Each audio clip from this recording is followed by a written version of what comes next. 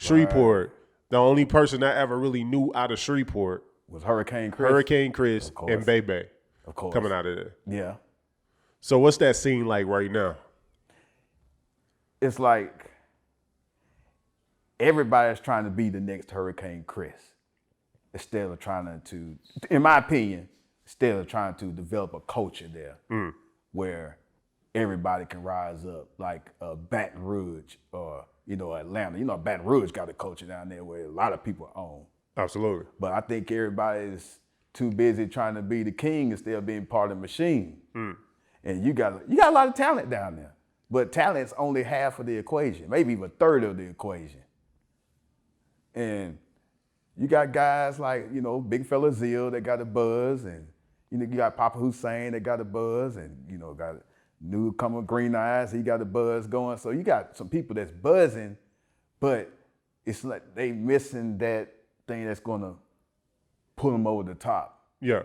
And I think Shreveport's just missing that person that can get them to that next level.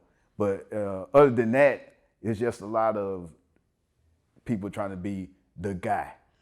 Is Takeover TV the only primary blog in Shreveport? No, you got the Social Goats, you got Sleepers for the Rich TV, you got a couple of the other podcasts, but I think we're one of the biggest in Shreveport. Okay, I can freely say that. Okay,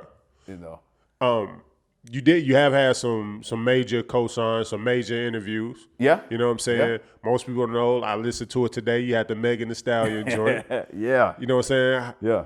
Did you foresee in that interview that she was going to be as big as she is now? Man, this is the thing. After the interview, me, my brother, and PC, the guys that's on the podcast, we had a conversation. And I was kind of like, man, what y'all think? Because we always used to do that once an artist leaves. Like, what you think? They're like, oh, that ain't going to be about nothing. Oh, they might do something. Everybody's kind of like, man, she's going to be something, but we don't know how big she is. We kind of thought she was gonna be like a big regional star, like Beat King or somebody like that. We thought like she'd probably be like that, but we didn't see this. Yeah, like superstar, like right there with Cardi B and Nicki. We didn't see that, but when she walked in the room, you could tell she had something. She just ain't quite put it together yet. Because as we was doing the interview, you could tell she was trying to find it. She was talking, but she was still kind of shy too. Yeah. And at the time, her mother was still alive, so she would kind of answer a question and kind of look over at her mom like, did I do that right? It kind of had that vibe to it. Yeah. But she was cool. She was cool. When I see her talk, she ain't too much different now than she was then. Maybe just a little bit more confident, but she's still like the same Megan. How tall is she? I'm gonna give it about 5'10", 5'11". Oh, so she for real up there? Yeah. She's tall. For real? She tall for real. Damn, that's She's dope. tall for real. First thing you can see when she walked in was legs. I'm like, God damn, this girl tall. How did y'all reach out to her and get on? Well, what it is her manager at the time was T Nitty. Okay. And we had reached out. Well, let me go ahead and tell it from the beginning. KP, who's a legend down there in Shreveport, I was talking to him about, man, I want to interview OG Run C.